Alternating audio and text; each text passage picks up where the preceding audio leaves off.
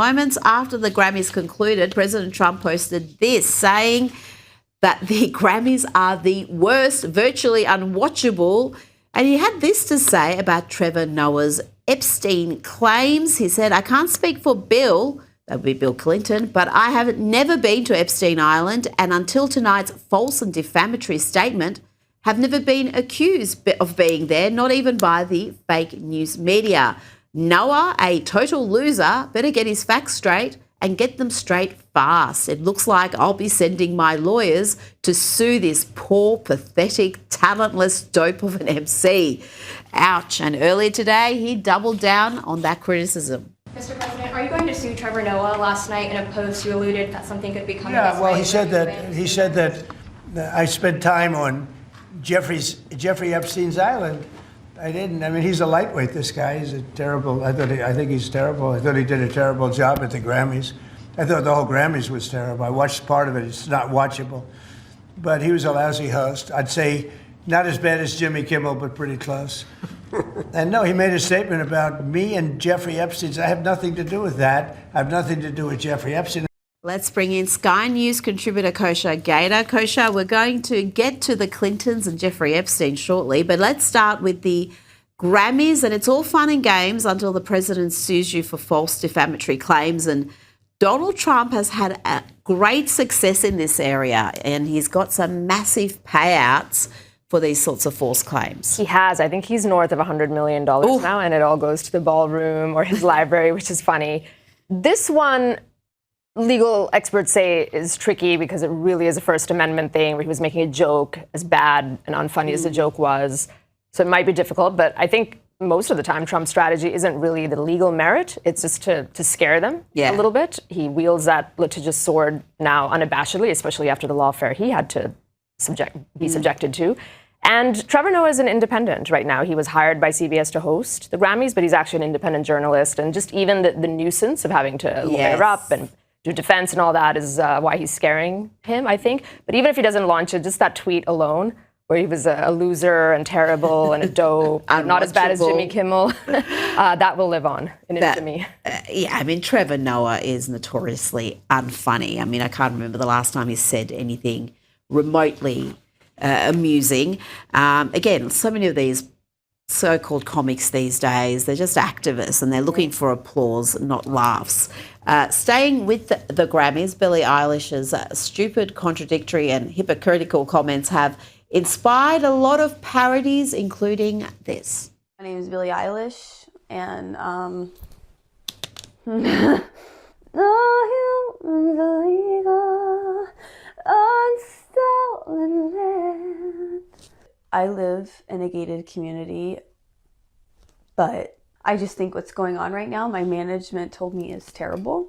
How can she say we are on stolen land and no one's illegal? I mean, if you don't believe in borders, then how can we be on stolen land? Because we're all free to just claim any sort of territory as we like. But circular logic is so fun. It's like being on a merry-go-round, and so that's what she's doing. And just the irony was not lost on anybody, certainly on her, that she had to put in that Instagram that she lives behind a gated community. She threw that in there, which was another thing that she didn't realize. Like, that is the definition of a border. She has a gated community, but don't look at how I live, just look at what I say, rules for thee, not for me. Absolutely. Now, there was some resistance to the wall-to-wall leftist virtue signalling at the Grammys. Here is sports reporter Emily Austin refusing to stand up and applaud anti-ICE statements.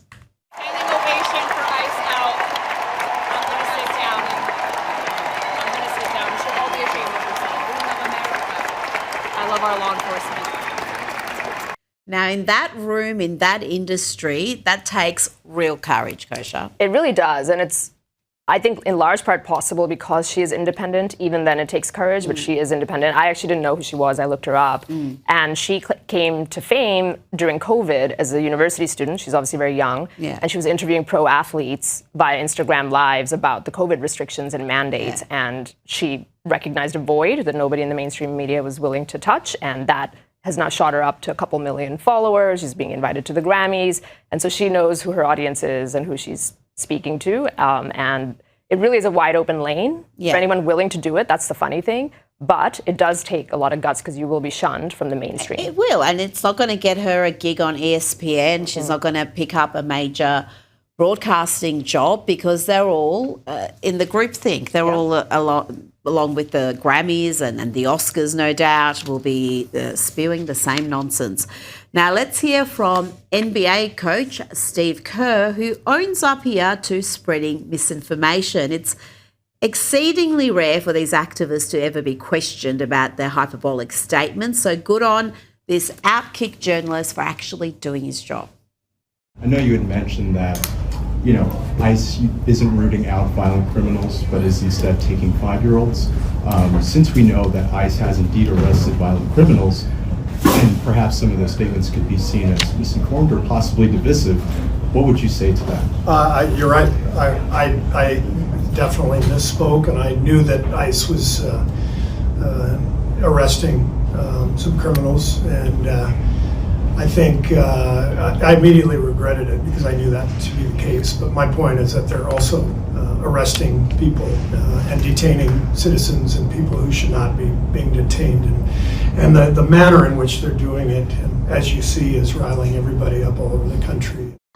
But that's just more fake news, Steve Kerr. ICE is operating throughout the US, and yet it's only in Minnesota, a state in an unprecedented multi-billion-dollar fraud crisis, where we are seeing these violent daily protests. Let's look at some of the numbers here. More than 88,000 ICE arrests in Texas, more than 34,000 in Florida, more than 30,000 in California. No daily riots in those states, Kosha.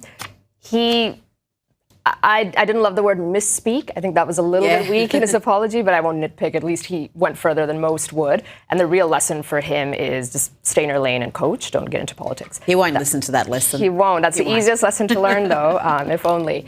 In terms of the numbers, yes, that is the story. And I think the Trump administration has been a little bit on the back foot in terms of the media narrative. They have so much they can talk about that's going well, but they are in defense mode and they're trying to turn that around. And that is one of many points that they should be pushing, that Minnesota is the exception. It's not the rule. Even California, 30,000 is interesting. And I think the reason why is Minnesota is within reach. It's like a bluish purple state. Trump won it in 2016 by only 48,000 votes or something like that. And after that, a couple 200,000. Whereas California is so far gone that even though the fraud there and the illegals there is a big problem, it's like 5 million votes or so to cover. Yeah. And that's, I think, why they are fighting, they being the left, for this. Because if you remove 200, 300,000 illegals and some percentage of them are voting in the election, you could potentially flip Minnesota, and this is existential. Absolutely. And these protests are not organic. They're well planned. And even someone like Don Lemon, who was he was part of that protest. He wasn't just there to report it. But his coverage showed that they were mainly from interstate. The ones he was speaking to seemed to so many of them be travelled across states to be there. Absolutely. It's not an organic protest. They are very well organised and they are actively obstructing and attacking officers. I mean, that is, again, doesn't fit the definition of a protest. Absolutely, and that's why that whole of government approach, where you've got ICE, you've got Border Patrol, you've got the National Guard, you've got the governor and the president trying to somehow break bread to the extent that they can. And then you've got the DOJ making arrests, like those 3 people and Don Lemon. That is controversial, and some worry it might backfire politically, but I think he is sending a message, the Trump organization. And Don Lemon probably didn't realize, in my opinion, how he has stepped in it. He really is in legal trouble. Now, this is an incredible development in the Jeffrey Epstein saga. Former US President Bill Clinton and Hillary Clinton, the former Secretary of State and failed presidential candidate, have agreed to testify in the congressional investigation into the convicted pedophile Jeffrey Epstein. Kosha, this comes as the Republican-led House of Reps was preparing to vote on holding both Clintons in criminal contempt for defying these legal summonses. So when we first saw that, we said, oh, this is never going to happen. They're never going to testify. But here we are. This is big breaking news. And so what changed? 2 things. One is the House committee voted to advance the contempt of Congress process, and it had bipartisan support because the Democrats have been jumping up and down about releasing the files. And so there is a good chance that they will actually be held in contempt of Congress, and that vote was scheduled in short order. And then the second thing is the legal strategy that we discussed as it relates to Don Lemon and his co-conspirators, as it even relates to the more frivolous things like Trevor Noah.